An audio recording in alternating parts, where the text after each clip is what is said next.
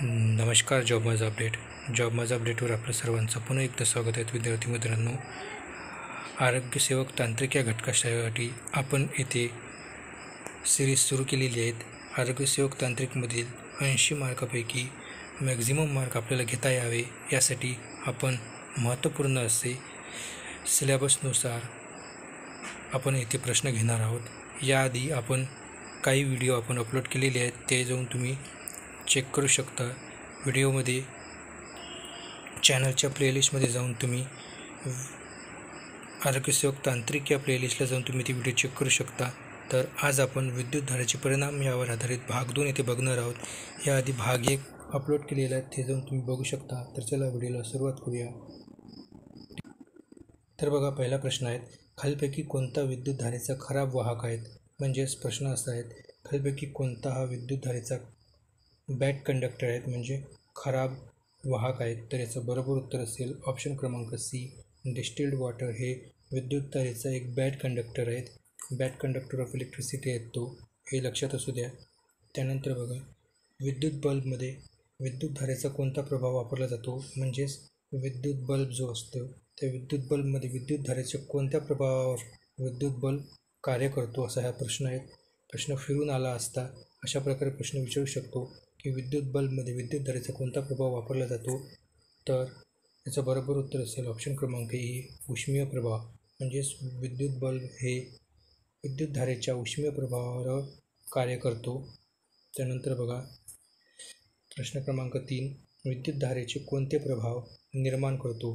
प्रश्न पुन्हा एकदा, विद्युत धारेचे कोणते प्रभाव, म्हणजेच विद्युत धारा कोणकोणते प्रभाव निर्माण करतो किंवा विद्युत धारेचे कोणते प्रभाव निर्माण होतात किंवा तयार होतात? तर याचं बरोबर उत्तर असेल ऑप्शन क्रमांक डी, थर्मल. म्हणजेच औष्णिक, चुंबकीय आणि रासायनिक हे 3 प्रभाव विद्युत धारेचे तयार होतात. त्यानंतर बघा, प्रश्न क्रमांक 4, खालीलपैकी कोणता धातू हा इलेक्ट्रोप्लेटिंगद्वारे वस्तूची चमक वाढवू शकतो? म्हणजेच प्रश्न पुन्हा एकदा आहे का, खालीलपैकी कोणता धातू हा इलेक्ट्रोप्लेटिंगद्वारे वस्तूची चमक वाढवू शकतो?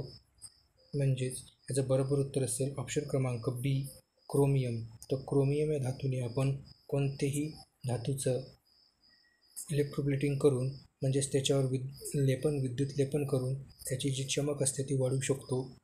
त्यानंतर बघा, प्रश्न क्रमांक 5, कंडक्टर सोल्युशनमधून विद्युत प्रवाह जातो तेव्हा द्रावणाचा रंग बदलतो, हे सुचवते. म्हणजे हे काय सुचवते? प्रश्न पुन्हा एकदा एका प्रश्न असा आहे की कंडक्टर सोल्युशन म्हणजे एक सोल्युशन असेल. कंडक्टर सोल्युशन म्हणजेच ज्यातून विद्युतधारा वाहू शकते त्याला आपण कंडक्टर सोल्युशन असं म्हणतो. तर ह्या कंडक्टर सोल्युशनमध्ये एक विद्युत प्रवाह म्हणजेच विद्युतधारा वाहू दिली असता त्या सोल्युशनचा जो कलर असते तो कलर चेंज होतो. तो कशामुळे चेंज होतो? तर याचं बरोबर उत्तर असेल ऑप्शन क्रमांक ए, विद्युत प्रवाहाचा जो रासायनिक प्रभाव असते त्याच्यामुळे त्या द्रावणाचा जो कलर असते तो चेंज होतो. म्हणजेच त्या सोल्युशनमधून विद्युत प्रवाह वाहून नेल्यानंतर द्रावणाचा रंग बदलण्याचं कारण हे विद्युत प्रवाहाचा रासायनिक प्रभाव हा आहे. तर अशा प्रकारे फिरूनसुद्धा प्रश्न विचारू शकतो, त्याच्यामुळे हा प्रश्न मी इथे घेतलेला आहे. तर प्रश्न लक्षात ठेवा. त्यानंतर बघा, प्रश्न क्रमांक 6, खालीलपैकी कोणता घोल विजेचा चांगला वाहक आहे? म्हणजेच खालीलपैकी कोणतं जे सोल्युशन असेल ते इलेक्ट्रिसिटीचं एक चांगलं गुड कंडक्टर आहेत? तर याचं बरोबर उत्तर असेल ऑप्शन क्रमांक ए, लिंबाचा रस हे विजेचा एक चांगला वाहक आहेत, म्हणजेच एक गुड कंडक्टर ऑफ इलेक्ट्रिसिटी आहेत. त्यानंतर बघा, प्रश्न क्रमांक 7, खालीलपैकी कोणता विद्युतचा खराब वाहक आहे?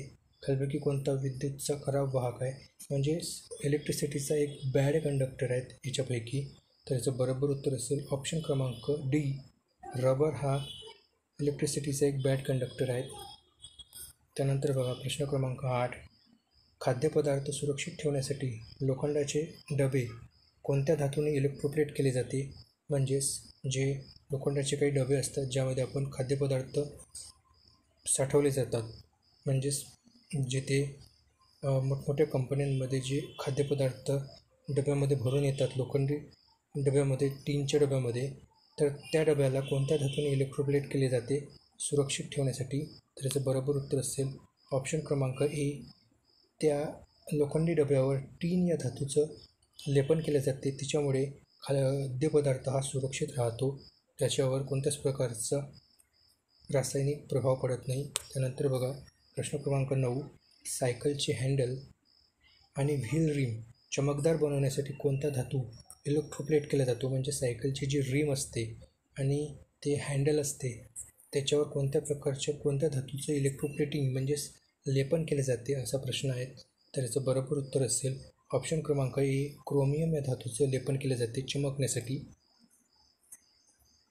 तर बघा मित्रांनो, टीन या धातूचा उपयोग केला जातो गंजण्यापासून वाचण्यासाठी लोखंड, आणि क्रोमियम या धातूचा उपयोग केला जातो चमक वाढवण्यासाठी. असे 2 फरक लक्षात ठेवा. त्यानंतर बघा प्रश्न क्रमांक 10, लोखंडी पुलांना गंजण्यापासून वाचवण्यासाठी कोणता धातू इलेक्ट्रोप्लेट केला जातो? म्हणजेच लोखंडी पूल आहेत, तर त्या लोखंडी पुलांना गंजण्यापासून वाचण्यासाठी कोणत्या धातूचा उपयोग केला जातो त्याच्यावर लेपन करण्यासाठी? तर याचं बरोबर उत्तर असेल ऑप्शन क्रमांक बी, जस्ताचं केलं जाते. तर बघा मित्रांनो, इथे टीन याचा उपयोग केला जात नाही, कारण टीनचा उपयोग फक्त ज्या लाईट वेट म्हणजेच हलक्या वजनाच्या ज्या काही वस्तू असतात त्याच्यावर विद्युत लेपन करण्यासाठी आपण टीनचा उपयोग करतो.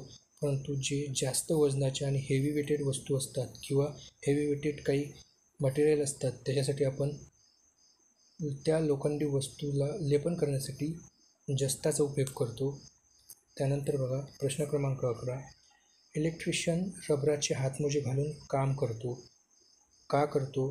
कारण याचं बरोबर उत्तर असेल ऑप्शन क्रमांक सी, त्याला विजेचा शॉक लागत नाही रबराचे हातमोजे घालून काम केलं असता.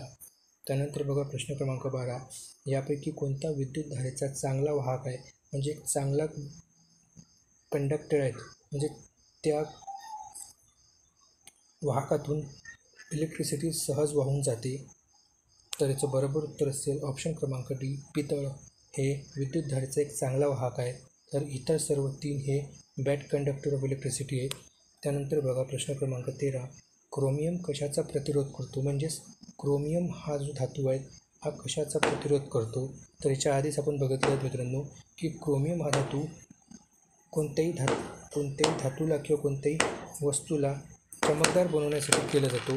तर याचं बरोबर उत्तर असेल ऑप्शन क्रमांक ए, ओरखडे जे पडतात एखाद्या वस्तूवर ते ओरखडे पडू न देणे म्हणजे त्याचा विरोध करतो क्रोमियम हा धातू. जसं की स्टेनलेस स्टील बघितलं असेल मित्रांनो आपण, त्या स्टेनलेस स्टीलमध्ये क्रोमियम हा धातू असतो, त्याच्यामुळेच त्याच्यावर कोणत्याच प्रकारचे ओरखडे जर पडत नाही. त्यानंतर बघा प्रश्न क्रमांक 14, इलेक्ट्रोडवर कशाचे बुडबुडे तयार होतात? जो इलेक्ट्रोड असतो मित्रांनो, जो वेल्डिंगसाठी यूज केला जातो इलेक्ट्रोड वेल्डिंगसाठी, त्या इलेक्ट्रोडवर कशाचे बुडबुडे तयार होऊ शकतात? तर याचं बरोबर उत्तर असेल ऑप्शन क्रमांक सी, गॅसचे. कारण आपण वेल्डिंगसाठी गॅसचा उपयोग करतो, त्याच्यामुळे इलेक्ट्रोडवर गॅसचे बुडबुडे तयार होऊ शकतात. त्यानंतर बघा आजचा 15वा आणि शेवटचा प्रश्न, वारा हा विद्युतचा काय आहे? वारा हा विद्युतचा काय आहे? तर याचं बरोबर उत्तर असेल ऑप्शन क्रमांक ए, वारा हा विद्युतचा एक अर्धवाहक आहे, म्हणजे सेमी कंडक्टर आहेत, हे लक्षात असू द्या.